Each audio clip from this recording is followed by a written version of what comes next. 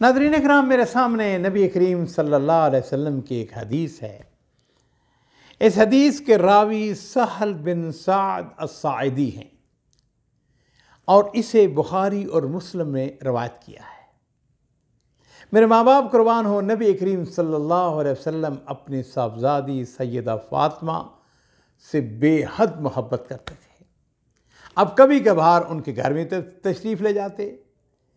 ایک دفعہ ایسا ہوا کہ نبی کریم صلی اللہ علیہ وسلم اپنی صاحبزادی سیدہ فاطمہ الزہرا رضی اللہ تعالی عنہا کے گھر تشریف لاتے ہیں۔ دیکھا گھر پر اپنے داماد علی ابن ابی طالب موجود نہیں ہیں۔ آپ نے سیدہ فاطمہ سے پوچھا، این ابن امک؟ فاطمہ، تمہارے چچا کے بیٹے کدھر ہیں؟ سیدہ فاطمہ نے جواب دیا، میرے اور ان کے درمیان کچھ انبن ہو گئی، وہ لگتا ہے کچھ ناراض ہو کر گھر سے چلے گئے ہیں اور گھر میں قیلولہ بھی نہیں کیا ہے۔ تو نبی کریم صلی اللہ علیہ وسلم، میرے ماں باپ قربان ہوں، انہوں نے میرے لیے، آپ کے لیے ایک اسوہ چھوڑا۔ آپ نے ایک شخص سے کہا، انظر این ہوا، دیکھو علی کہاں ہے۔ وہ آدمی گیا اور آ کے عرض کرتا ہے، اللہ کے رسول وہ مسجد میں سو رہے ہیں۔ میرے ماں باپ قربان ہوں، نبی کریم صلی اللہ علیہ وسلم مسجد میں تشریف لاتے ہیں۔ دیکھا علی ابن ابی طالب مسجد میں لیٹے ہوئے ہیں۔ ان کی چادر ان کے پہلو سے اتر گئی تھی اور جسم کو مٹی لگ گئی تھی۔ نبی کریم صلی اللہ علیہ وسلم نے مٹی کو جھاڑتے ہوئے فرمایا، قم یا ابا تراب، قم یا ابا تراب، اٹھو ابو تراب، اٹھو ابو تراب۔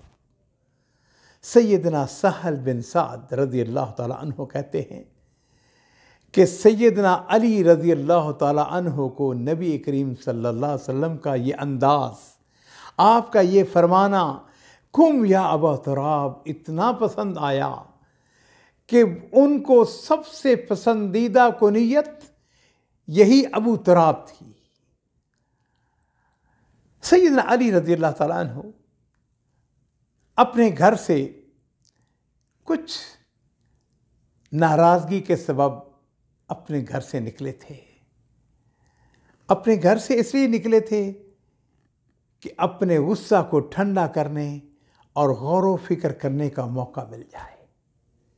اور ناظرین اکرام، ذرا غور کیجئے کہ نبی کریم صلی اللہ علیہ وسلم نے کس قدر حکمت اور دانشمندی سے کام لیا کہ آپ نے سیدنا علی رضی اللہ تعالیٰ عنہ کو تلاش کیا۔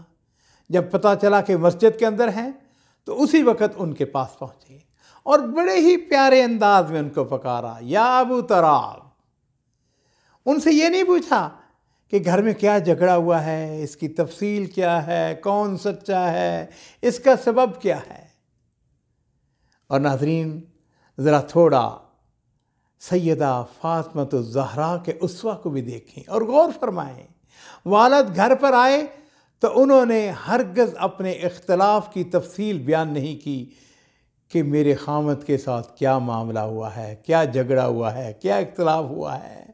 بس اتنی سی بات کہی کہ میرے اور ان کے درمیان کوئی بات ہوئی جس سے وہ مجھ سے ناراض ہو کر گھر سے چلے گئے ہیں اور میرے پاس قیلولہ نہیں کیا ہے۔